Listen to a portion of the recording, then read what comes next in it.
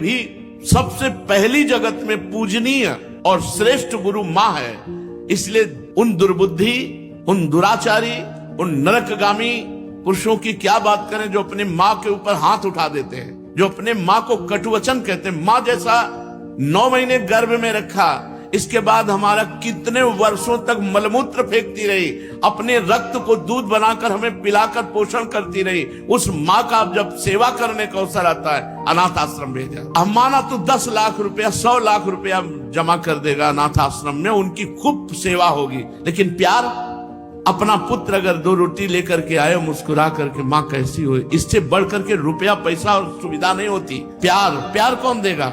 तुम हम बच्चे थे, तुम्हें अनाथ आश्रम में भेज जाती, जाकर के पैसा जमा कर देती, तेरा हालत क्या होता। आज जब माँ की सेवा का अवसर आया, ये जवान लोग VIP बनते हैं। जिसके माँ हो और कोई देवी देवता पूजने की जरूरत नहीं, पूजो तो तुम्हारे भाग्य की बात है, लेकिन सबसे बड़ी देवी माँ है, सबसे बड़ी पूजा माँ है। अगर अपनी माँ की सेवा कर ली तो भगवान को प्रसन्न कर लिया। मान जाओ हमारी बात, जहां तक हमारी आवाज पहुंचती हो, अगर तुम्हारी माँ हो तो चूकना मत। माँ का आशीर्वाद ले लो, विश्व ब्रह्मांड में कभी परास्त नहीं होगे। माँ महामहिम गुरु है, इसलिए माँ को इस मनुष्य लोक में प्रथम देवता, प्रथम गुरु मानना चाहिए। मातृ देवो भव, हमारा वेद कहता है। लो फील करते हैं तो हम अपनी प्रॉब्लम को अपने आप ही फेस करें या अपने पारिवारिक जनों के साथ भी बांटें? नहीं, अपने प्रॉब्लम को भगवान से कहें। दूसरा कोई तुम्हारे दुख को थोड़ी बांट सकता है।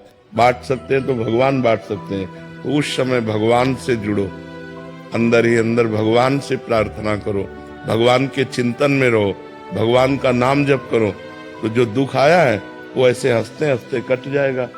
और अगर भगवान से नहीं जुड़े, परिवार से जुड़े, तो उनका भी मन दुखी होगा और कोई हमारे दुख को बांट तो लेगा नहीं।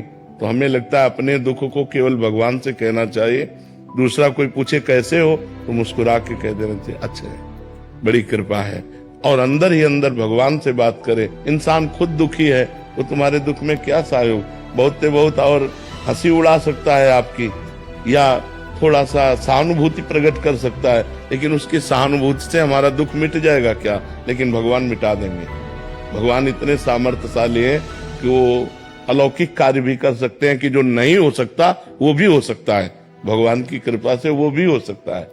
और कभी कभी हम बोलें कि ये प्रॉब्लम सॉल्व हो जाए प्रभु, अगर नहीं हो रही तो उस समय क्या सोचें? हे भगवान, यदि मुझे भोगने का ही विधान बनाए हो तो मुझे सामर्थ्य दीजिए नाथ, मैं इसे भोग कर पार कर दूं। तो हम तुम्हारे पास उदाहरण है, वो व्यक्ति है जिसके खाने के लिए 1 टुकड़ा रोटी नहीं, जिसके रहने के लिए 1 इंच जमीन नहीं, जिसके पास 1 रुपया नहीं, एक आदमी बात करने वाला नहीं। आज आप देख लीजिए, तो ये क्या है? अगर हम भगवान से न जुड़े हो तो हमसे कोई राधे राधे कहे क्या? भगवान का ही तो सारा वैभव है। अगर आप ईमानदारी से भगवान का भजन करोगे तो जिन्होंने 1 सेकंड में अनंत ब्रह्मांड बना दिए, वो हमारे लिए सुख की व्यवस्था क्यों नहीं कर देंगे?